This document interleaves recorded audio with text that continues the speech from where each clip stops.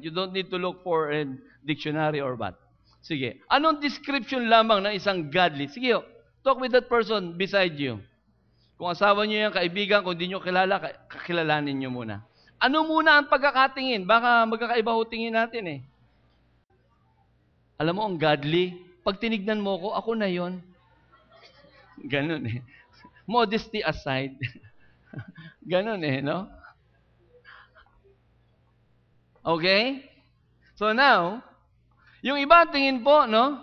Pagka sinabing godly, parang malayo pa lang ang tingin nyo, meron ng halo. Tapos pagka parang maamo ang muka, ang tingin mo, godly. Pagka mahinahon, godly. Eh sabi nga nung iba, ang tahimik, mapanganib eh. Iba't iba po ang pananaw ng maraming mga tao about a person or as being described as a godly person. But that is really far from the real thing, my friend. If I would ask you today, can you think of a person whom you think is living a godly life? Just one person.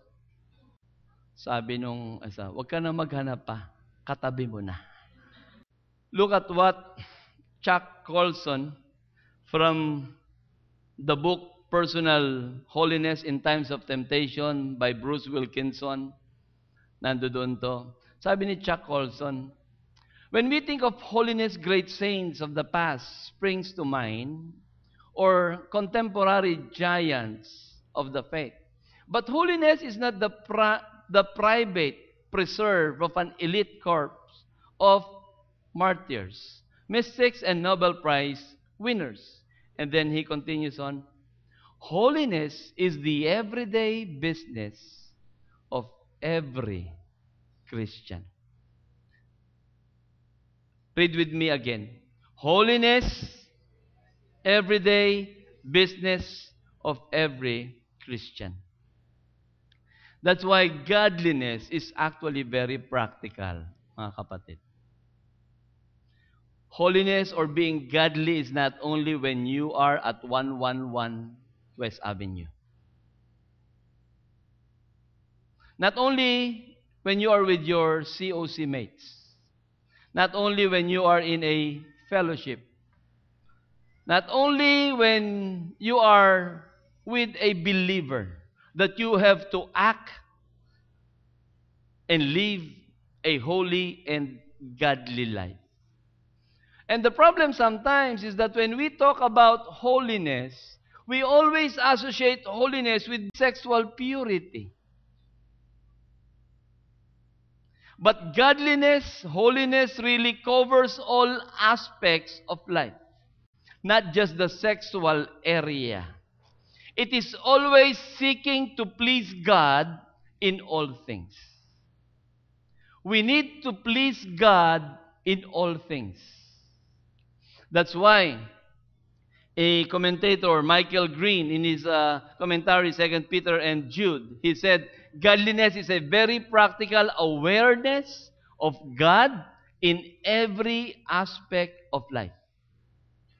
So whether you are at home, in office, in school, in church, in the bus, in the jeepney, in your own car, wherever you are, we need to have that practical awareness of God's presence in what we are doing. And I believe that in our time, as Pastor Bob told us last Sunday, now we have 77,000 churches. Before we have 50,000 churches last year 2000. But still, as if the Philippines has not changed at all. Our society is getting, worse and worse. Many things are being accepted along the side.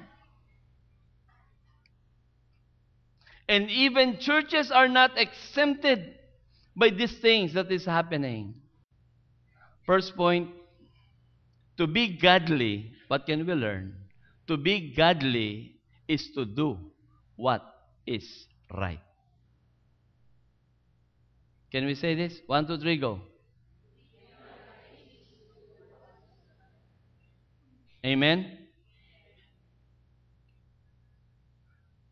Not right from our own standard, not right by what Lolo and Lola says, not right by what our parents says, not right by what our professor says, but what right, to be right, is according to His Word, according to God's standard. Because there are things that, this is what people are doing. So this is right. No, it's not right. It's not right that you'll go to the United States and then, as a tourist, and then stay. Ang tagal mo ng tourist. Tourist ka pa rin. Umuwi ka na lang. Kung expire na yung ano mo, huwag kang mag-TNT. Tama? Tama? May kamag-anak kayo nandun? TNT? Meron nag-yes, may nag-no. Hindi po ba? Alam niyo po, even for us pastors, pupunta ron, gano'n lang, tapos gano'n na lang. Ang hirap. I don't know how those fellow workers can really preach. And they know their stay are not legal. Sabi po ng Bible Exposition Commentary ni Warren Wiersbe, the godly person makes the kinds of decision that are right and noble. He does not take an easy path simply to avoid either pain or trial. Then he said, he does what is right because it is right and because it is the will of God. We do the right thing because it is what is right and because it is the will of God. It is the will of God.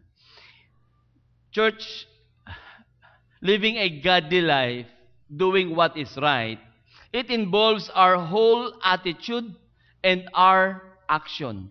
It involves our desire and our decision to live that kind of life.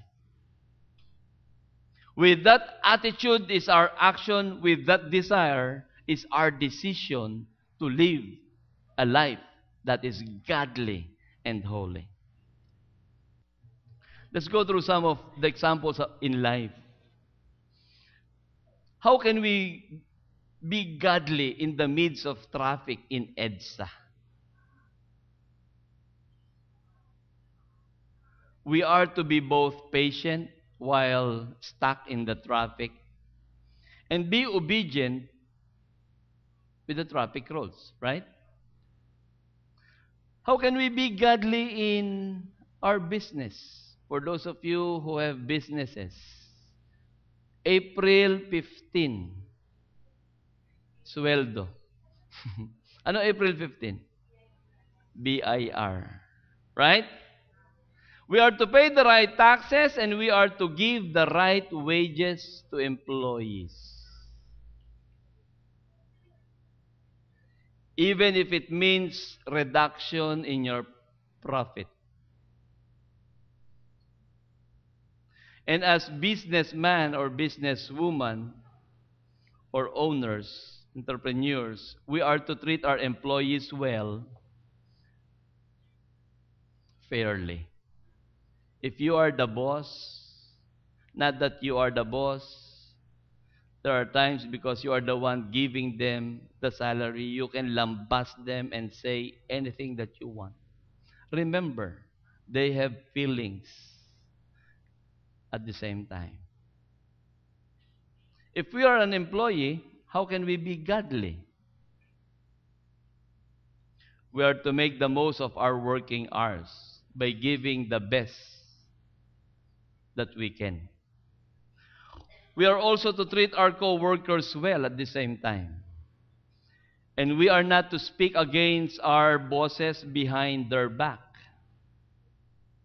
And we are not to post our complaints about our supervisors and co-employees on Facebook. No? Wala namang pangalan eh.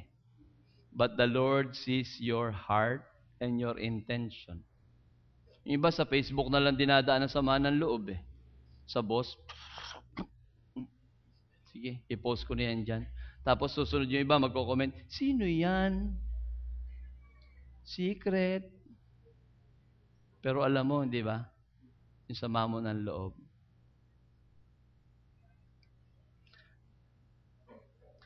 How can you be a godly child, a godly son, and godly daughter? Ephesians 6:1. Anong dapat gawin? Obey your parents. And you are to enjoy obeying your parents. Or at least respect them, even if there are times you could not understand them. Tay, panahon nyo yan. Iba na panahon ngayon. Noon ganyan, ngayon hindi na po pwede. Anak, wag ganito. Nay, noong pa yan, Nay. Ngayon ho, ano na, ganito na. Tapos uuwi, Nay, ano, Nay? Nay, ano? Delayed. Anong delayed sweldo? Hindi. Ito na, problema na. Hindi ba? Church, this is reality. Children, if you want to live a godly life, the scripture says directly to obey your parents. You just always think that they would harm you. No. I still believe that there's no parents who wants to harm their children. Is that so at CCBC? Amen? Wala akong mag-iisip ng magulang na mananampalataya na sa tamang pag-iisip na saktan ang kanyang mga anak. At kung meron man kaming sinasabi sa inyo, mga kabataan at mga anak, na maaaring lilihis sa inyong kagustuhan, isipin nyo, mahal namin kayo. Mga kabataan, nakikinig ba kayo? Nasaan ba yung mga kabataan? Parang nagtago yata. That is part of being godly. And as godly parents, we are to commit to impose the biblical standard in our homes and in our marriage. We are to stick to those standards even if the world says otherwise. And as spouse, as husband, we are to love our wife. And as wives, you are to submit to your husbands. To be godly is to do what is right in all areas of life. But we have to do so not because we must do it, but because we want to do it. Dahil gusto po nating gawin. Another person, commentary from 2 Peter chapter 1, godliness refers to practical religion, or perhaps we should say practice religion. Godliness is the religion we practice in our day-to-day walk with God. Day-to-day walk with God. That's why we feel really like going against the current. And we think it is really difficult to be godly. Yes, it is really difficult to be godly. But to be godly, I believe, is doable. Can we say this? To be godly is doable. Pakisabi mo sa katabi mo, kaya mong mamuhay ng makadiyos. To be godly is doable, kapatid. Remember the preaching of Pastor Philip? Yung about the 2 Peter chapter 1 verse 3. It says in verse 3, His power, His divine power has granted us all things that pertains to, and He gave us the divine power, the Holy Spirit's power. Not just our experience, our knowledge, but it is His divine power granted to us all things that pertains about our life and being godly.